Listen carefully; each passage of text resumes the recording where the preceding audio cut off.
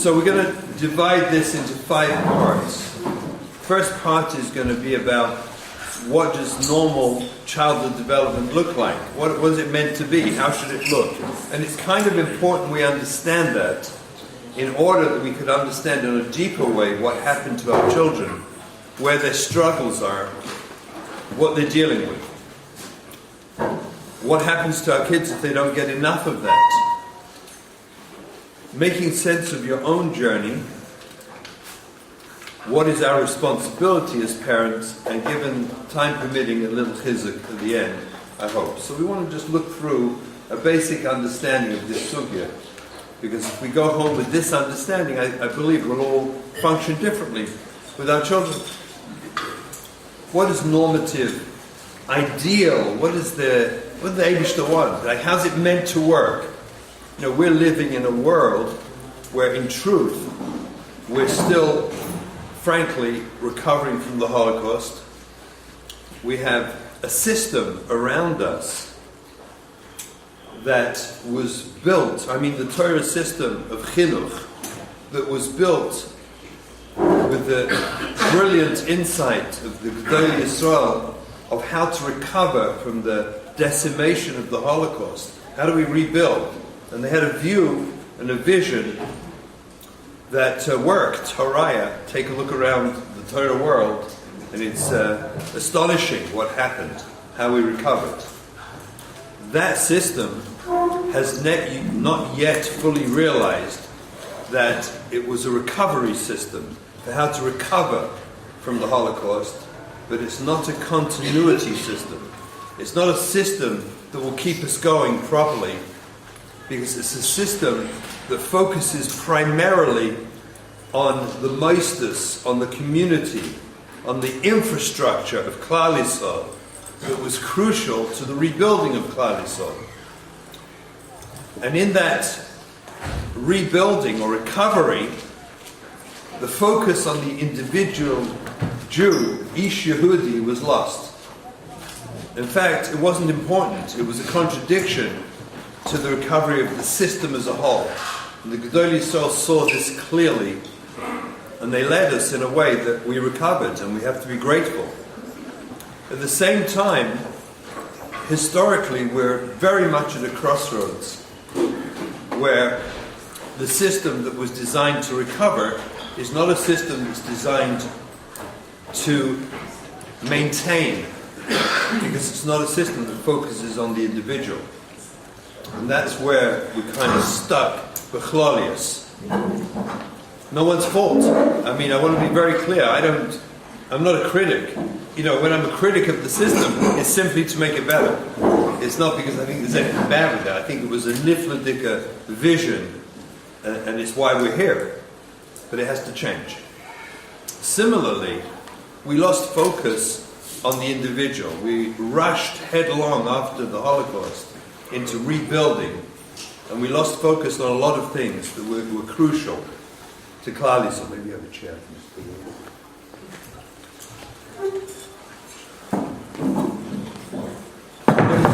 Thanks. What does normative chinuch look like?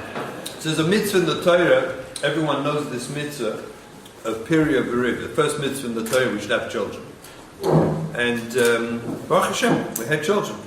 Families were built, and we came back after the war.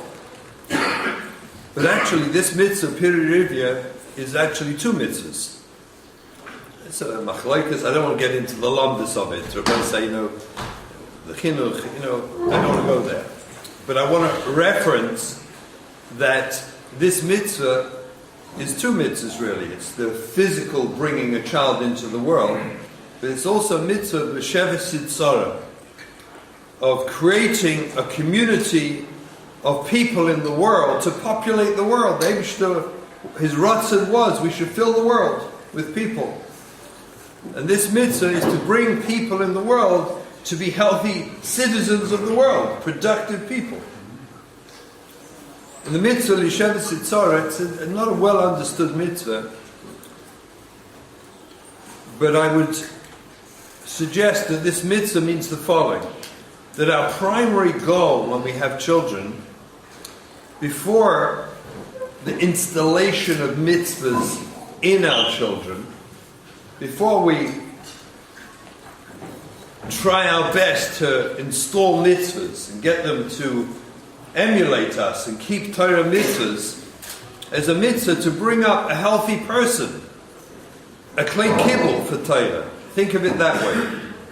This mitzvah, the Shevis Yitzhara, l'chayra, means bringing up a child that is healthy in body and in mind, soul, a healthy person with healthy values,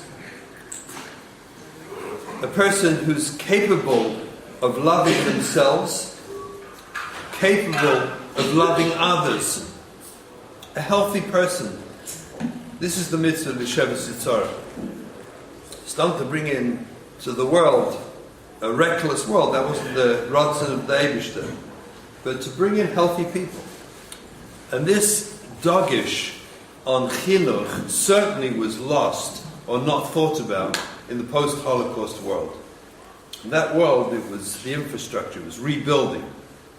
And the rush to install mitzvahs at the expense of developing a healthy human being. A healthy human being is a klei kibbul for mitzvahs, and it works beautifully. A person who's not healthy to begin with, or we start rushing to install mitzvahs with frustration, with disappointment, with external regulations and control at a very young age, prior to the child being capable of being healthy in mind and body, capable of being loving themselves and loving others, prior to them developing those abilities and talents, but experiencing us headlong as parents, pushing, making the dogish on mitzvahs with frustration and sometimes disappointment with them for not complying, is a contradiction to everything about chinuch. It doesn't work. And this wasn't our fault. I want to be very clear. This isn't there. I'm not commenting on the individual fault of any person, but in the headlong rush in the post-Holocaust world to rebuild, this nuance was forgotten. It wasn't on the radar. It just wasn't there. And maybe for many it appeared to work, but it left a whole trail of very hurt people.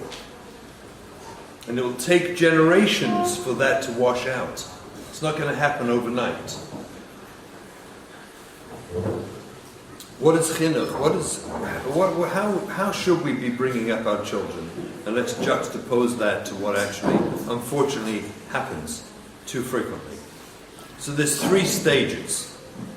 What we're meant to do, and it fits with this mitzvah of the Shevis Yitzhara, is in the first couple of years, what we're meant to do is unconditional love.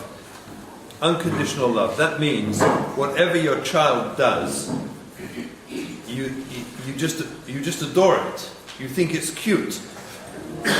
If your child, you're doing the laundry and your 18-month-old comes over afterwards and tips over the laundry and you've just folded everything and they spill it all over the floor, there's no place to get upset with your child. An 18-month-old, that's what they do to a laundry basket. It's a plaything, it's a toy.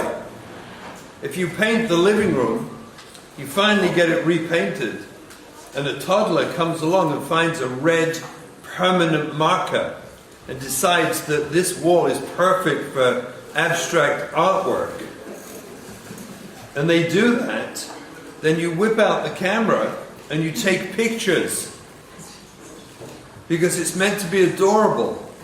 And what you communicate to your child is you are unconditionally loved regardless of what happens. It makes no difference. You're just loved. If you go into a chasna and you have a baby on your lap and it's a close relative, so you're wearing an expensive rented gown, and as you get out of the car, you discover that your little infant has leaked through everything and there's a huge stain on your gown. What you're meant to do is laugh. It's a story you say over years later and you laugh about it. That's what you're meant to do. So that your child picks up from you, from your body language, from their experience of you, unconditional love. And in fact, guess what? Unconditional love is taught dafka when they seem to do something that should really stress you out, should really have made you upset, and it didn't. And instead you laughed and you smiled, and you thought it was cute, and you took a picture. We had a white couch that was zeicher to blue permanent marker all over it that we had to throw it away, right? We had to throw it away. Not till we had pictures. First you take the pictures, and those pictures are told over, family, you're sitting Yom Tov afternoon, not the Suda, and all the stories come up with your married kids from their childhood as they're complaining about their kids, and you remember the couch, and everyone laughs. That's the way we're meant to bring up our children. Not in a world where we demand and require perfection from them and get frustrated and disappointed if they don't cooperate with the picture, the image, the vision that we think is so important and it's so crucial to us that they fit our picture. And that picture that will make sure they get accepted in the moisad of choice, the best moisad, because, we're already thinking about shidduchim, even though there are only 3, so which playgroup makes a nafka mina, as we place them and expect them to cooperate with this journey so we can produce these perfect kids and do perfect shidduchim. And it's all shtus v'havel. It's a contradiction to creating a healthy human being. And in this post-Holocaust world, that got forgotten. Tragically. So what is meant to happen is we do this unconditional love. There's nothing they can do wrong. There's literally nothing a 0 to 2-year-old can do wrong. How can they do something wrong? 0 to 2. So how can we convey to a child 0 to 2, you did something wrong? They need chinuch, they need training. Okay, they need training. But angry faces and frustrated body language, etc., that doesn't help develop a person capable of loving themselves and loving others, which is the ikka of kol haTorah. If we do that well, this is crucial, this moment, because when that's done properly, and we're able to imbue in our children this unconditional love, regardless of what they did, then around 2, when we have to start with limit setting, we have to set limits on our children's behavior because it can be dangerous. It starts with dangerous things like touching the stove, right? When it's cooking on the stove, you have to set limits. They can reach by then, and it can be dangerous. Or walking in the street, going near the edge of the road. That you can't. You have to set limits. They have when they have a pair of scissors they found they pulled off a table. You have to set limits. The child at 2+, and again, it's not on their second birthday. Conceptually around there, they enter a world where their natural inquisitiveness to explore life brings them into potentially dangerous situations. So we must set limits. So if we've done the unconditional love, if we did that where there was nothing they could do that was wrong, whatever they do, like I said, the story with the pen on the wall, what happens in most homes is this noise. It's like the Spanish Inquisition to find out who left the red pen out.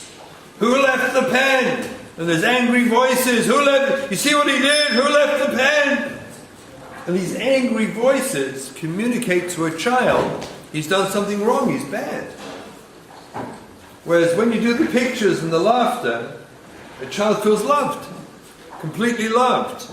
And the nafka mina is incredible, because when you do it that way, then when you start setting limits, which we have to do. We can't have chaos. Kids need rules, structure, and discipline to thrive. Or it's anarchy otherwise. It's crazy. When we start doing the limit setting built on the foundation of unconditional love, there's nothing they can do wrong. Impossible. They took an entire tube of toothpaste and rubbed it into the baby's hair. And they thought it was cute. The whole toothpaste. You come in, there it is. They're squeezing toothpaste in the baby and smushing it all over the baby. Get out the camera! Laugh! Because when they have those experiences, and the more the better, the more toothpaste in the hair the better, the more events like that happen, that we can laugh at and enjoy and take pictures, you're building in your child the experience that I am unconditionally loved. I'm a loved, beloved human being. That's l'sheves yitzhar, that's that mitzvah. I feel loved and I'm capable of loving. I live in a loving world. And such a child, that when we then set limits from 2+ on the child, it's partial to them that those limit setting is an extension of that love. It's being protected, it's being cared for. Masha'en Kain, when they unfortunately experience the opposite with the environment and ruach around them, seems to imply you've done something wrong. You're always doing something wrong. What's the matter with you? What's the matter with the kid? What's the matter with him? He's 2. Nothing the matter with him. He's 2. How many times the kids, little kids, they yelled at, why'd you do that? And the kid should say, because I'm 4. That's what 4-year-olds do. Tati, I don't know what you want. That's 4-year-olds. Well, can't you act more grown up? No, I'm 4. You see, limit setting works beautifully in normative chinuch. When we've done this first stage, you see, of unconditional love, where a child feels they had that laughter and love and acceptance regardless of what they did, so the limit setting works. They don't see it as something you're trying to hurt them. It may be difficult, but underneath, in their kishkas, they feel this is for their to'elas. It's not for my to'elas, it's for your to'elas. They feel it. When that works well, limit setting goes until about, in today's world, I would say, 14, 15. Once upon a time it went to 18, maybe 13, 14, depending on the home and the environment. We let go of it bit by bit. It's not like a cut-off at one date. We let go of limits in different areas. So there's a slow letting go where we set less and less limits as they get older, in the hope that a child will internally set appropriate limits for themselves. That's our goal. We want them to leave home and be healthy, to make good decisions and set limits on themselves in life. So we have to give that over to them, slowly but surely. So the tkufa of limit setting, set and built on unconditional love, goes till, somewhere between 13, 14 and 18, depending on the inyan that we're letting go of. And then comes guidance. That's the third stage of chinuch, is guidance. And if it's all done well, the kids actually turn to us and they ask us for guidance. They actually do. They sit down, Tati, tell me what parnasa, shidduch, which yeshiva to go to, which seminary to go to, and a job to get, the life decisions. They trust their parents and they turn to us to help them with those life decisions. This is the picture of how it's meant to work. This is the ideal. Unconditional love, limit setting and guidance. This is the extension, I believe, the manifestation of this mitzvah of l'sheves yitzhara. That's what that mitzvah is. That's what it's meant to be. And as I say again, in the post-Holocaust world, all this was put on hold, was forgotten, was walked around in the understandable, and I say it very openly, the understandable necessity of rebuilding the infrastructure of Klal Yisrael, this was lost. Now what happens, this is very important, what happens to our children if they don't get enough of what I've described? What happens to them? They didn't get the perfect unconditional love 0 to 2, they didn't get the limit setting built upon that, but they got some of it, but perhaps not enough. What happens? This is really, really important. What happens is not much. That's us. We were those people. We were those people. We didn't get enough of any of that. And we kind of came out of it okay, more or less. We worked our way through it. We found a way to grow, more or less. Most of us, we work our way through it. That's what we did. Which is kind of dangerous in a way, because the assumption is that our children should do the same. Because we did. But, as many of the Gedolim say, every generation, is a whole new chinuch. And each door, it comes, every 5 years, every 3 years, is a whole new generation of the way kids relate to the world. So what happens if you don't get enough of those components I described? Not much. You basically go on with life, and your neighbors and friends, your sisters and brothers, they went through, those with children that seem to be doing more or less okay, even though when you reflect upon your sisters and brothers, when you reflect upon the neighbors that you know in the neighborhood, they really don't seem to be that much more extraordinarily talented at parenting than you are. And so we wonder, what happened? How is it? Am I so much worse? How come the neighbors, the relatives, how come they pulled off these amazing families that seem to be working just fine, and I'm sitting here struggling with all this sorrow? What is that? What happened? Am I really doing fundamentally such a different chinuch? Did I miss out so badly? Are they so much better? And this is the heart of our sugya here, Kesher Nafshi, of what we're trying to help bring awareness to and understanding of, so that we can work out how to deal with it, and we can help these hurt souls, these really hurt souls. Because nothing much happens to them because they don't experience any form of trauma. But when you have this relative looseness, where it was not perfect unconditional love, and therefore it wasn't perfect limit setting, where we didn't do L'Shevet Yitzhara as perfectly as we wish we would have, when there's no trauma happening to your child, they basically go on with life more or less fine. They're in the bell curve. They do okay.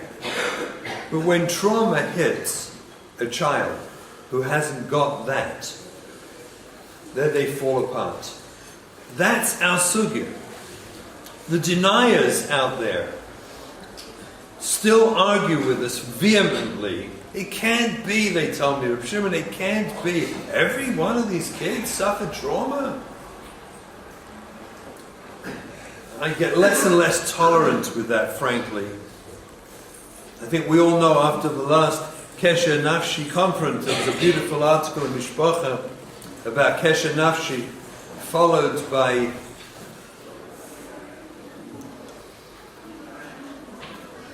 an incorrect, profoundly damaging article that wanted to suggest that no, this sugya isn't about pain. This sugya, kids just go off because they make bad choices. And the people who propose these ideas are actually self-proclaimed. What's the opposite to an expert? What's the word? Novice. Not even a novice. No, because they have no clue. What's the opposite? The exact opposite? Ignorant. Ignorance. There's the word. They're self-professed ignorant people who actually cannot define trauma, have never researched it, have no clue about it, and their only real knowledge of trauma is when they hear themselves say, it can't be all these kids are traumatized. That's the extent of their knowledge about trauma. And what we have to understand is we're dealing with a sugya of trauma. I can tell you it is, when I say 100%, even I could say there must be a kid somewhere that went off that wasn't about trauma. I met one once. One. I spoke at a conference. I gave a marvelous drasha. I was very proud of myself, I have to tell you. I thought it was a great drasha. And afterwards a couple came to me and said, we have to speak to you. And I thought, they're going to tell me how involving the drasha was. And they and their children pulled me aside and ripped me to shreds.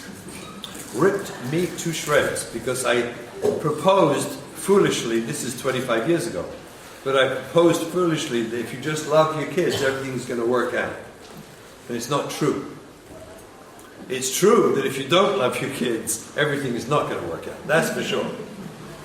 But if you do love your kids, it doesn't guarantee it's all going to work out. That's the window, it's the facilitator. It's what I just explained about unconditional love, the 0 to 2. Without it, it doesn't work. The system doesn't stim. Human growth doesn't happen properly without it.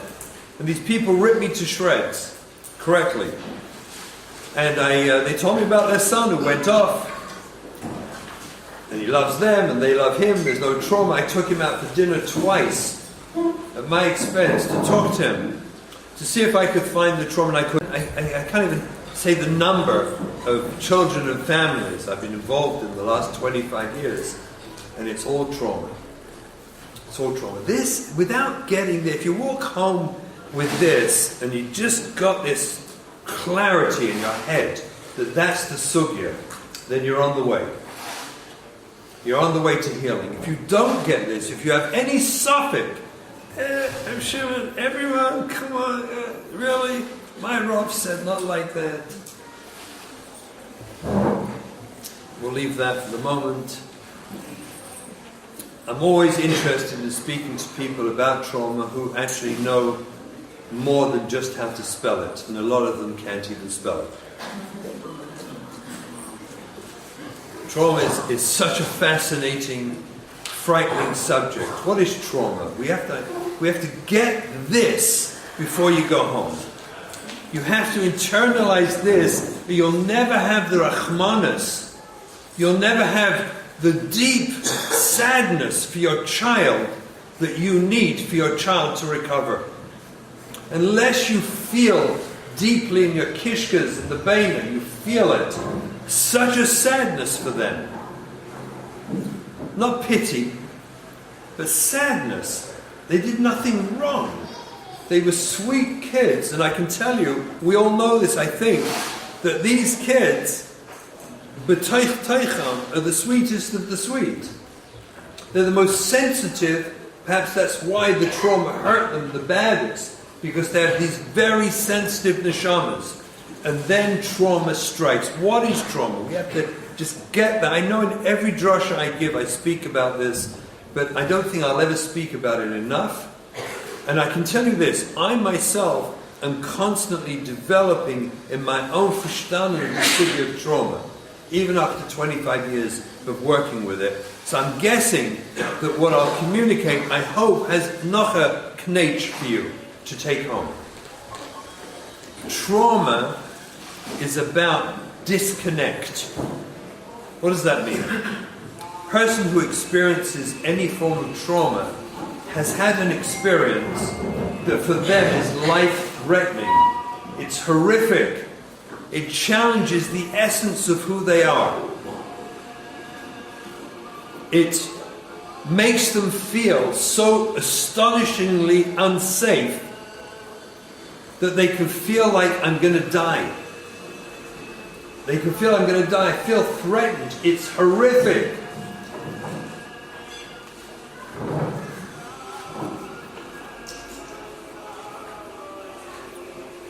And when children experience any form of trauma, the thing they need to do most of all is separate themselves from the cause or source of the trauma. Does that make sense? If you have something frightening that frightens and terrifies you and makes you feel your life is being threatened, then of course you want to separate yourself from that experience, both consciously and unconsciously. That means like this. The language of PTSD, we've discussed it before, and everyone should memorize this, as I did when I first understood it. Memorize these words. Live with these words. Because the person, think of your child as I say these words. The person suffering with PTSD will have a severe psychological reaction. In the lashon of the kids, they will freak out when exposed to internal or external cues that symbolize or resemble an aspect of the original trauma. That means a nuance, a detail, a feeling, a sound, a smell, a facial expression that somehow triggers a memory inside their nervous system. Because that's where it is. It's not here. It's here. It's in the nervous system. And it triggers a memory. And the nervous system does exactly what the Rabbi Shimon made it and designed it to do. Which was to keep us safe. So that when you are faced with fear, you go offline. Means the prefrontal cortex, you go offline, you don't want to stay present, and you go into fight and flight. You go into the part of the brain that keeps you safe. Fight and flight. So the person exposed to a trigger that reminds them in some conscious or unconscious way, even if they're not even consciously aware, which is the most common. Think of your kids, when things happen around and they freak out and everyone's like puzzled. What happened? Why did they have this reaction? What's going on? And they get blamed for that. You have to understand, you'll hear this from me throughout the weekend. Do you know that the secondary trauma of being blamed for your reaction to trauma is worse than the trauma in the first place?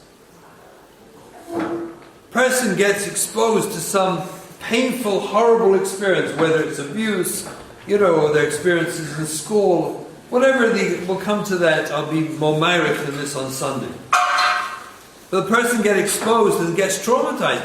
They find it life-threatening. They feel like a worthless worm. They feel terrified. They don't want to go near there. They want more of that criticism and shame placed upon them. It's so traumatic to a little child.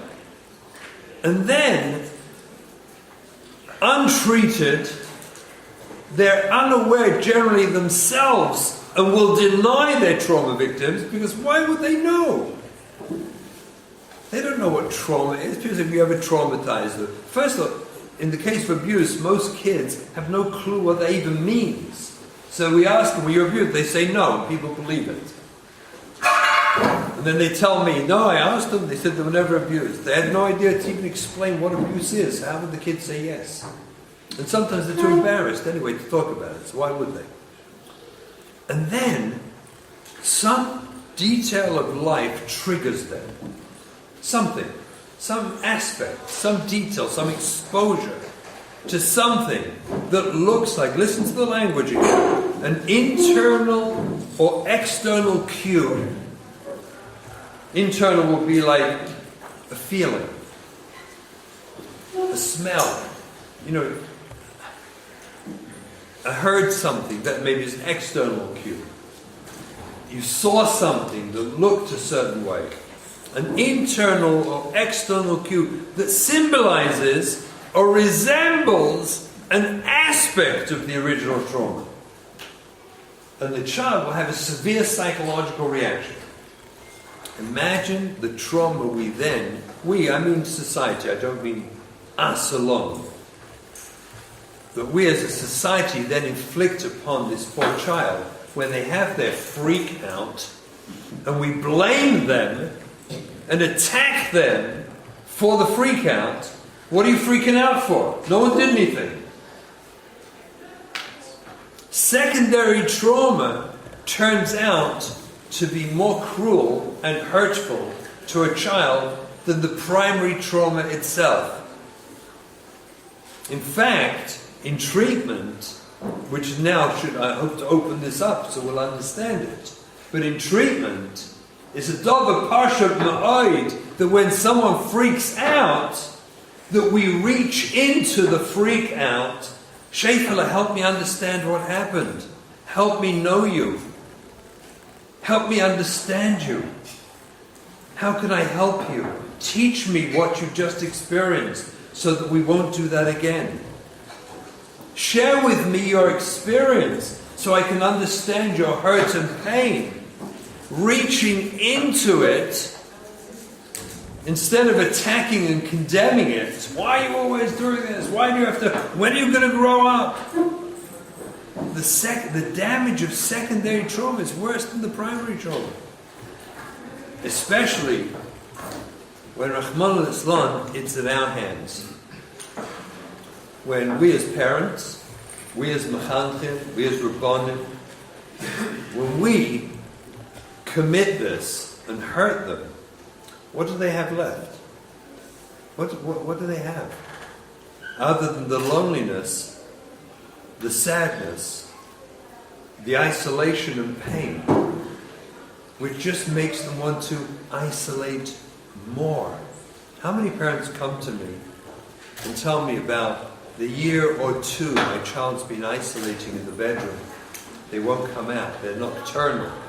You know, and the first time it's ever explained to me, almost universally, it's explained to me with, forgive me, a little bit of a taina, a complaint. The kid never comes out of the room. They just sit there the whole time. They're nocturnal, they come at night time, they eat, they come back. Sometimes it can go weeks, I don't see them. Do you understand? I'm not a critic. I'm in pain. I'm in pain. But it's painful to hear it. I'm just telling you, it's painful. When you know the sugya, it's really painful to hear the taina that's implicit in my child in their room for the last 2 weeks, or 3 weeks, or 3 years. It's painful. Isolation is how one of the ways that a trauma victim stays safe. They isolate. If trauma is about a life-threatening, horrific experience that I was exposed to that scared me to death, well then I want to stay away from that. So I disconnect from that and from any person or thing that unconsciously, internally or externally, triggers in me the feelings of that original trauma. I want to stay away from them. Imagine a kid who was sexually abused and hasn't got the courage to talk about it yet.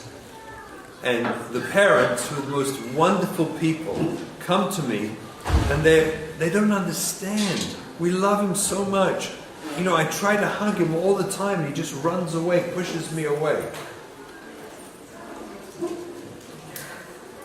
See, we here, part of this experience, this is not some, chizuk, this is training. This is knowledge. You have to go home and, with a different look at your child and what's going on between you and your child. We have to be lamdonim. We have to reach inside their reactions and tsar to make sense out of it and question, what does it mean? You can't juxtapose it to traditional chinuch and say, well, the neighbors and the kids and the nephews and the nieces and the others and the other siblings, they didn't experience this. Take, as I mentioned this morning, you take the average kid in our system who has born simply with an impulse disorder. So that's their chet. That was their chet. They did, is they came back and were born with an impulse disorder. Rahman al-Islam. What were they thinking?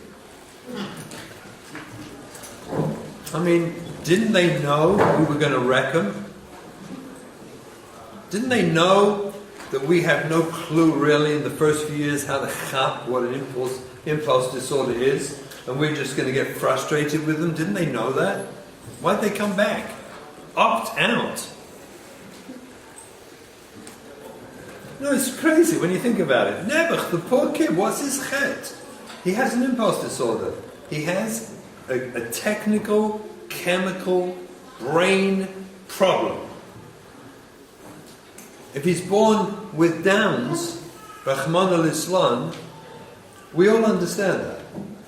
We work with it. We're sensitive to it. We tune into it. It's painful. It's difficult. It's so overwhelming for a family to struggle with. It's so, really, it's overwhelming. But we understand that. You never make him feel bad he was born with Downs. Like, what are you thinking to be born with Downs? What's the matter with you? And yet, an impulse disorder kid, Rahman al-Islam, is almost universally zeicha to the condemnation of people around who seem to imply to this poor little sweet kid who has no clue why everyone's mad with me. He just wonders, why am I not loved? Why is everyone always frustrated with me? They don't know they've got an impulse disorder. They didn't, so to speak, knowingly in Olam Hazeh sign up for it. I say that specifically because that's a different picture. We'll come to that. And then, do you understand the way I described the way this is meant to work, healthy, nurturing, to bring up a child, is not negaya to them. And then we're mad with them because they're making our life difficult. Think about it. Hashem Yirachem. Think about it, how crazy and hurtful and painful that is, that they're making our life difficult because they chose to be born with an impulse. That's just a simple kid goes to school, Nebuch, and gets molested by a whole bunch of older boys in the class. A girl gets molested by someone in the stairwell of their building or in the backyard. They didn't ask for that. Again, Olam Hazeh, this world. And the shame and embarrassment and reaction they have because of it, it's all trauma. Trauma disconnects. So they spend their life trying to disconnect from anything that could make me feel those feelings of shame, fear, pain and hurt that I felt. Anything that reminds me of that, I want to disconnect. That's what trauma is about. Disconnecting. So when you see your kid disconnecting from you, they run from the table. People complain, my kid never stays by the Shabbos table.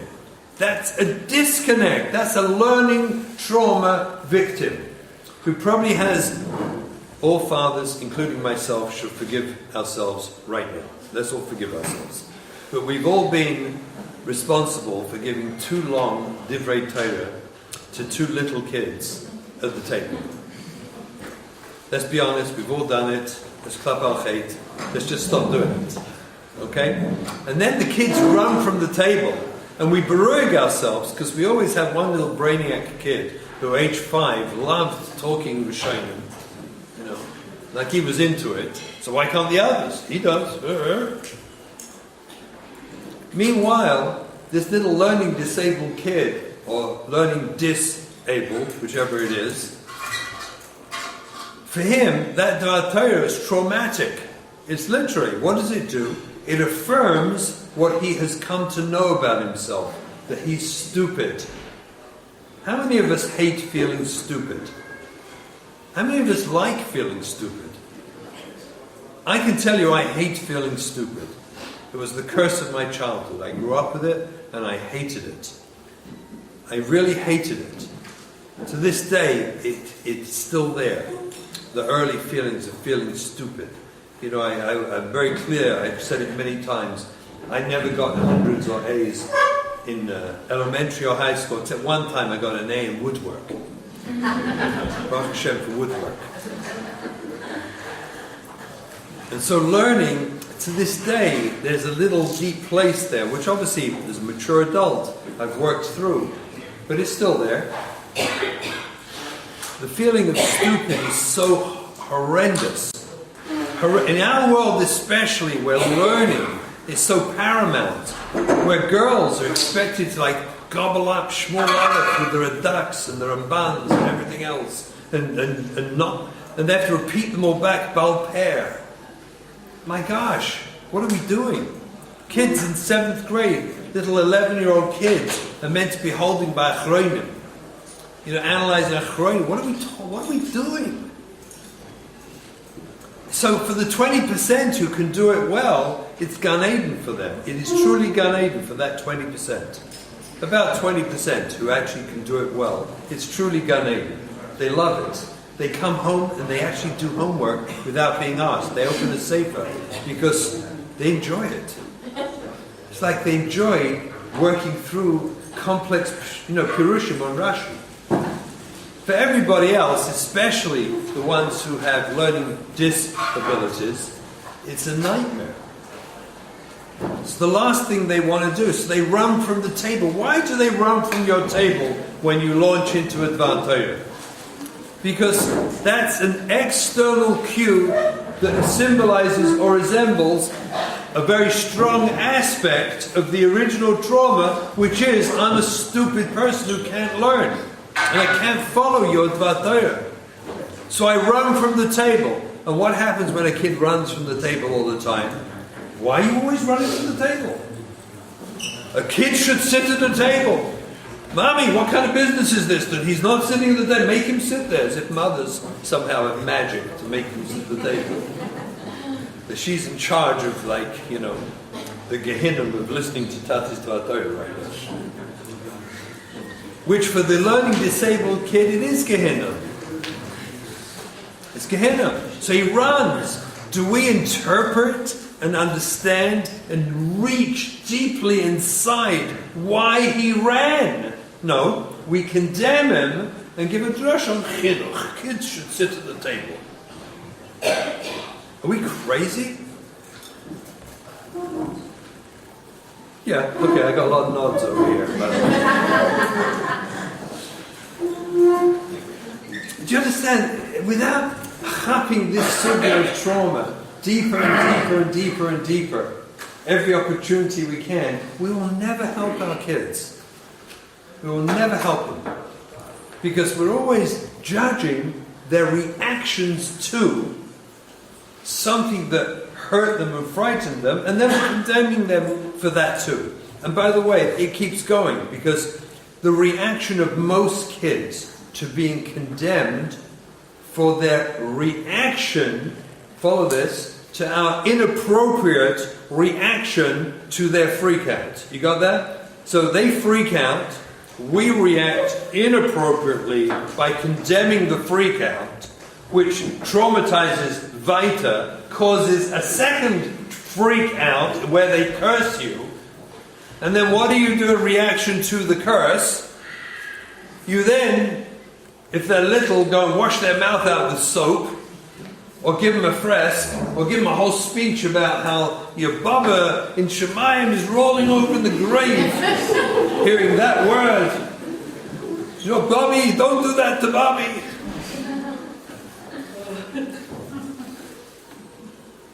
Yes, I was in your living room. Never, the kids, honestly, we have to slap ourselves deeply, and we have to realize today, we've done the research, we're doing this, we didn't wake up yesterday and start saying this stuff. I didn't say this every time I speak. Those of you who have heard me, Mandy, you'll tell me afterwards, I want to know. I'm pretty sure every time it gets a bit deeper. Every time it gets a deeper clarity. That's because that's what's happening to me. I myself, do you understand? I see it richer, constantly. And as I see it richer, it drags me into the pain that our poor kids are suffering as we condemn them for what is essentially reactions to things they had no control over and forget. Their nervous system, which is a traumatic reaction, right, from the nervous system, simply did that which Rabbi Shimon programmed it to do. And we condemned them for it. We got mad as if they should have known how to handle that. See, we've done the research. We know for sure that the sugyas we're looking at in this room, the sugyas we're looking at with our children, are sugyas about trauma. That we know.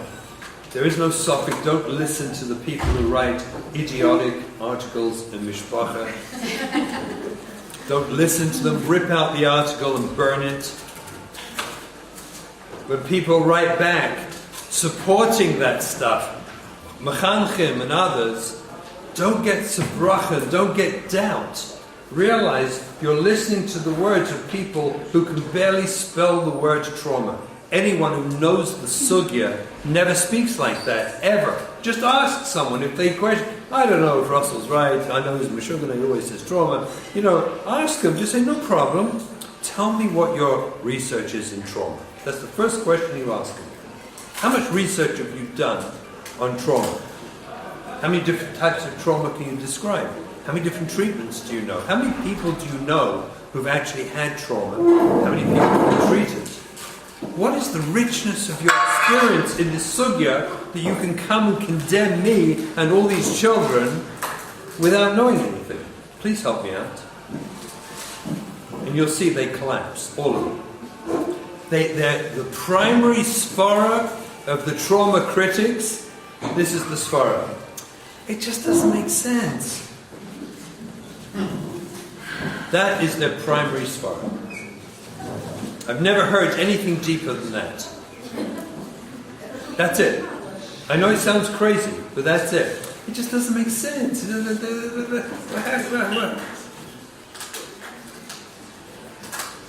But we can tell you, those of us doing the work, this is a sugya of trauma. And therefore, you understand what I'm about to say now. Once you buy into this, what is the work we do? What is it all about? What are we trying to achieve? Once you buy the sugya as a sugya of trauma, it's not religious, it's not shkafa. What's up with that rubbish? Let's find, some big, bala shkafa to convince my kid and explain to him. It's all rubbish, it's wasteful, it's actually harmful. It's harmful. Once you know it's a sugya of trauma, and you understand that the sugya of trauma is about being protected, safe, disconnecting, that isolation in the room, the disconnect, the running from the table, the nocturnal life. Everyone complains, my kid's up the whole night and they come in at 5, they sleep all day, as if that's an apt description of a kid who's traumatized by life, by society. Why would they want to be up around healthy, functioning people who are being successful when all they experience is this terrible pain of rejection and failure? Why? Isn't it much more sensible to sleep till 5, get up, grab something to eat, get out of the house by 7 when most people are coming home, and stay out till 3, 4?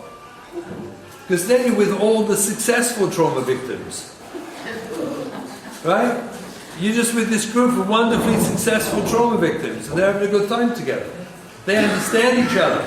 They don't trigger each other. They don't hurt each other. They don't blame and put each other down. They have a good time. They party. They love each other. You know how much love they have for each other? You ever pick that up? It's mind-boggling. If we as Klal Yisrael would have as much love for each other and for the Hasidim and the different type of Hasidim down the road, and the Litvaks over there, and the Yekas over there, if we'd have as much love for each other as these kids have for each other, Mashiach will come. They truly love each other. All that love comes out. Their real essence of love, which is that's how they want to live. That's who they are. when they're in an environment where they're not being triggered, so they separate. And they go out at night. It makes more sense. And again, we criticize that and complain about it. Instead of reaching inside and understanding it, and chapping it, making sense, and validating it, and acknowledging it. Why is that so important? Because all treatment of trauma, there are many avenues and roads, different ways to address the nervous system, different ways to calm it, ground, heal, take the memories out. There are ways of doing it. But they all come to the same place.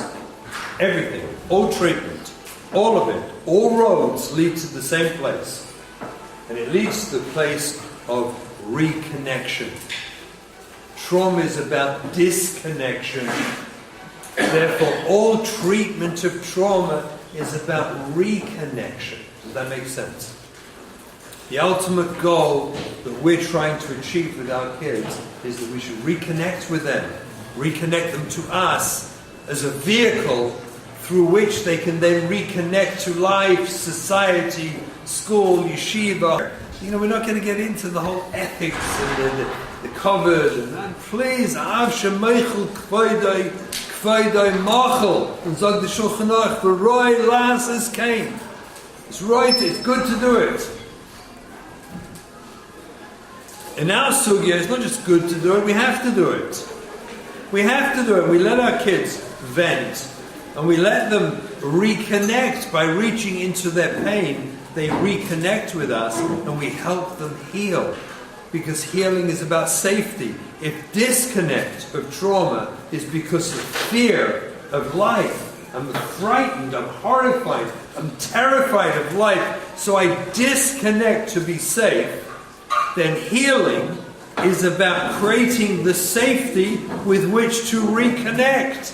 Does that make sense? That's what we're doing. It's not magic. The whole shita, this whole, whether you call it twisted parenting, crisis chinuch, whoever you learn it, whatever it is, all comes down to this yesod.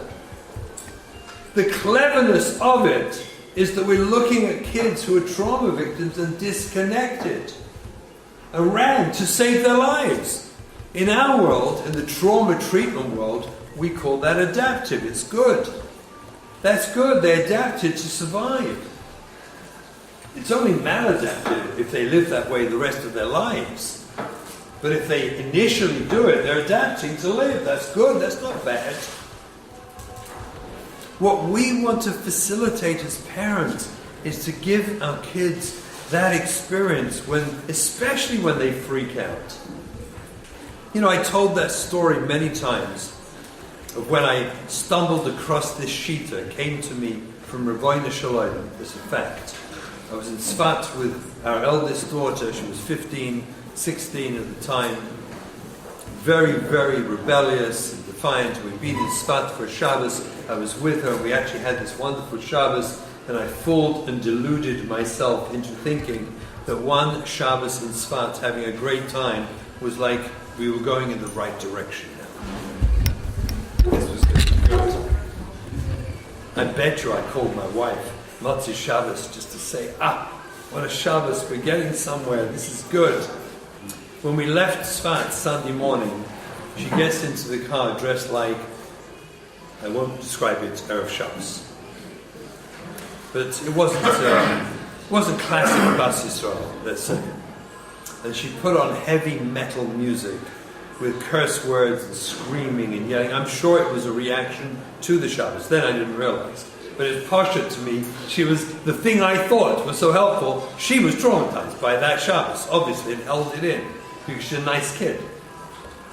And she held it together until we got out of there, and then she fell apart with this heavy metal and pretus and whatever. By the time we got to Beit Sham, we used to go derech Bikar to drive back to Shalayim. We got to Beit Sham, I was in so much agony. I pulled into the gas station.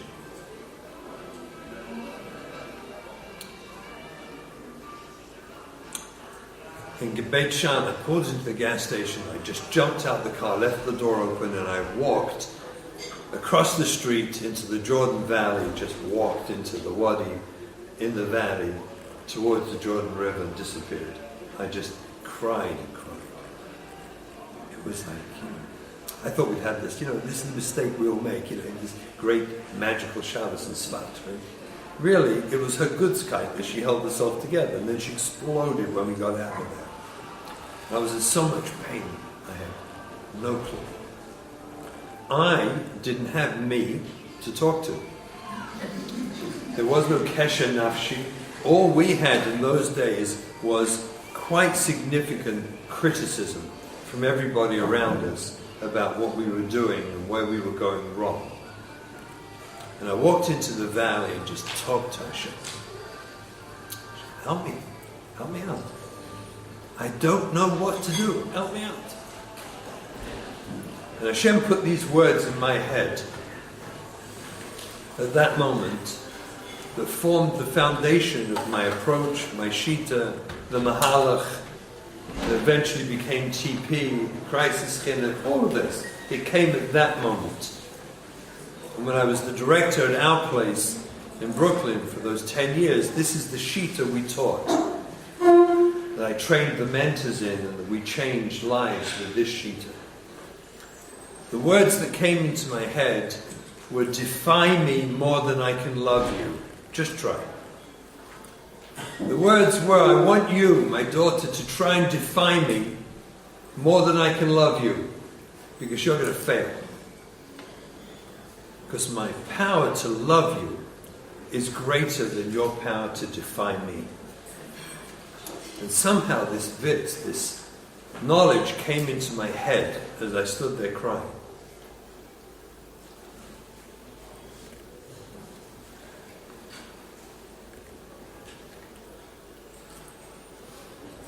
Doesn't go away.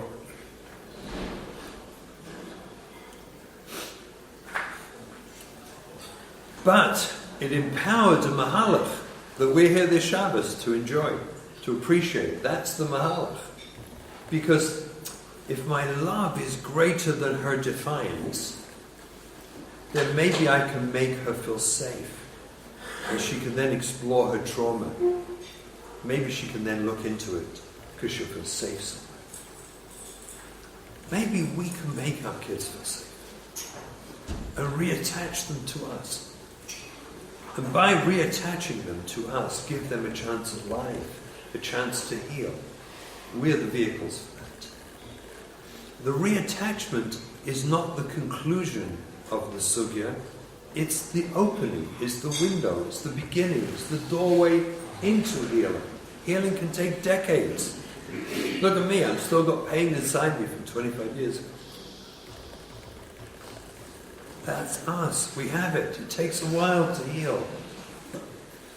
But if we can open that door for our children, if we can teach them they can reattach through us, that is the sugya that we need to embrace, to eat up, to imbibe, to go home with as a different person. That when we see the freakouts and the reactions, we never condemn them ever again, ever. But we reach into them instead to try and understand them, to try and make meaning out of them so we can help our children. This is the sugya. As a Leibniz Alphen, we should all have the chizuk, the strength to bring this, to find the strength within ourselves, to bring this healing to our children and to start this journey. Have a wonderful Shabbos.